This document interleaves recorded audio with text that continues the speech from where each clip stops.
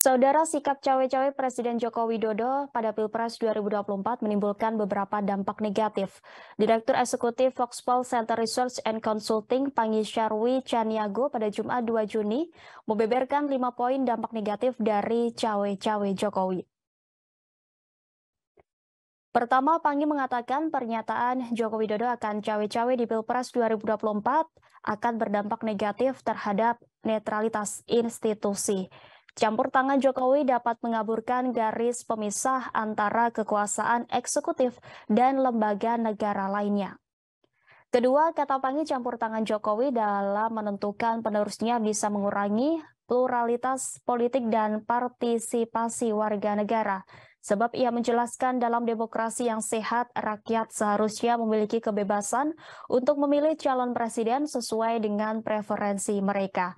Namun jika presiden saat ini memiliki pengaruh yang besar dalam menentukan calon, hal itu dapat membatasi pilihan politik warga negara atau semunculnya kandidat potensial dan merampas hak mereka untuk terlibat secara aktif dalam proses politik. Ketiga, disebutnya campur tangan Jokowi dalam Pilpres dapat menimbulkan kekhawatiran tentang akumulasi kekuasaan yang berlebihan.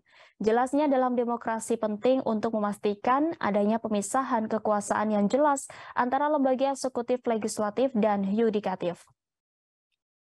Kemudian keempat, lanjut Pangi, campur tangan Jokowi dapat merusak kepercayaan publik terhadap proses pemilihan dan integritas lembaga-lembaga terkait. Pangi menuturkan jika masyarakat merasa bahwa proses pemilihan tidak adil dan terdistorasi karena campur tangan presiden, maka mereka dapat kehilangan kepercayaan pada sistem politik dan pemimpin yang dipilih. Ini dapat menghasilkan ketidakstabilan sosial dan politik, serta mengurangi legitimasi pemerintah yang akan datang.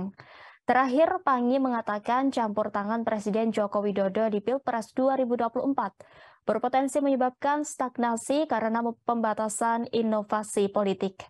Calon-calon yang mungkin memiliki visi baru, gagasan inovatif, atau perspektif yang berbeda mungkin akan terhalang oleh pengaruh presiden saat ini.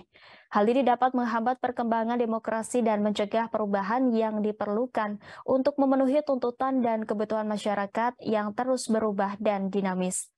Lebih lanjut, Pangi mengatakan cawe-cawe Jokowi berpotensi terjadinya penyalahgunaan kekuasaan. Presiden masih punya kendali total terhadap infrastruktur dan suprastruktur pemilu 2024. Cara menghentikan itu semua, Presiden harus netral dan cuti.